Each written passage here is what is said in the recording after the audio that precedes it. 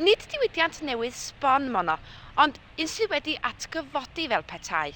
Ar arfordir dyfed mae yna chwareli triog. Bu'r diwydiant yn bwysig iawn yma yn yr hen Sir Gaerfyrddin, yn enwedig yn oes y Frenhines Elizabeth y cyntaf. Ond, fel y darganfuwyd ynysoedd India'r gorllewin a'i trysorau lu, daeth mwy a mwy o siwgr Prydain oddi yno. Hon yw gwlad Dylan Thomas a'i frawd disglair, gwlad sy'n brysur newid o dan effaith y diwydiant newydd. Wel, dyna beth o gefndir hanesyddol y diwydiant, ond sut ffurfiwyd y triog yn y lle cyntaf? Daearegwr o Brifysgol Cymru ydy Dr Bill Fowler. I olrhain hanes sut mae'r triog wedi ffurfio, mae'n rhaid i ni fynd yn ôl rai miloedd o flynyddoedd yn hanes y byd. Ar adeg hynny, mi oedd y byd yn le dipyn bach poethach nag ydi o heddiw. Enghraifft, mi oedd yna blanhigion trofannol yn tyfu yng Nghymru. Mi oedd tywydd Cymru rhywbeth yn debyg i dywydd De Sbaen ydwch, neu Ogledd Affrica.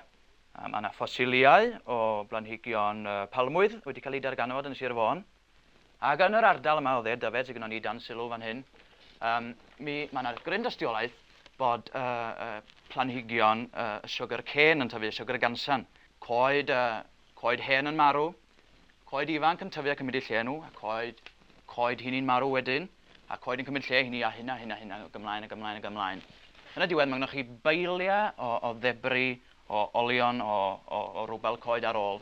Mae hwnnw yn cael ei olchi gen y glaw ac yn cael ei doddi mewn i'r ddaear ac yn cael ei gywasgu gen bwysau y peil o ddebri wrth ei benno. A dyna sut mae craig driog yn datblygu i fod.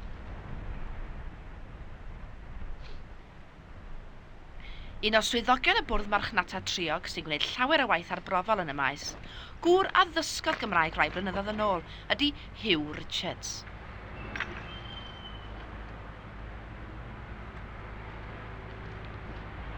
Dydwch chi mi, Mr Richards, sawl math o driog sydd yna?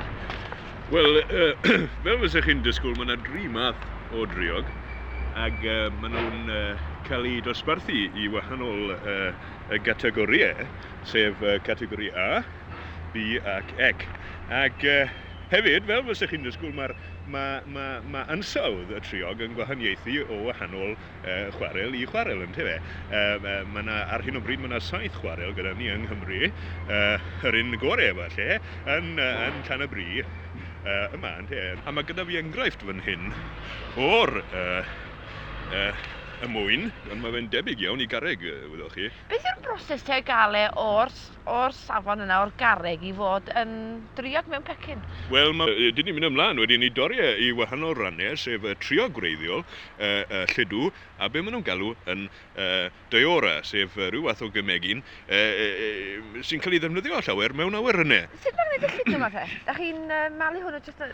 Wel, mae'n cael ei falu, be maen nhw'n galw catalytic cracking, yn tefe. Ar dymheredd o 500 gradd Celsius am ryw 6 awr. Ac yna mae'r triog yn dod allan o wylod y boiler, a dyna ni, yn tefe. Ac mae'n barod i'w farchnata mewn ffordd, yn te. Beth sy'n digwydd ar ôl i'r triog fod yn y ffwrnes am 6 awr? Ie, wel, ar ôl iddo fod yn y ffwrnes am ryw 6 awr, mae'n cael ei osod allan mewn tanciau mawr mwyn cael cyfle i oeri. Ac wrth oeri, mae'r triog yn, fel tas efo'n newid i sylwedd, ac yn mynd yn mwy tew, ac wrth oeri mae'n tiwhau. O'r bwynt. Nawr, mae'r rhan fwyaf o'r triog yma yn cael ei allforio. Triog fel ydych chi'n adnabod gatre, mae hwnna'n cael ei allforio. Ond mae peth o'r triog yn cael ei ddanfon i swydd Efrog, ble mae'n cael ei ddefnyddio fel sylfaen Pontefract cakes.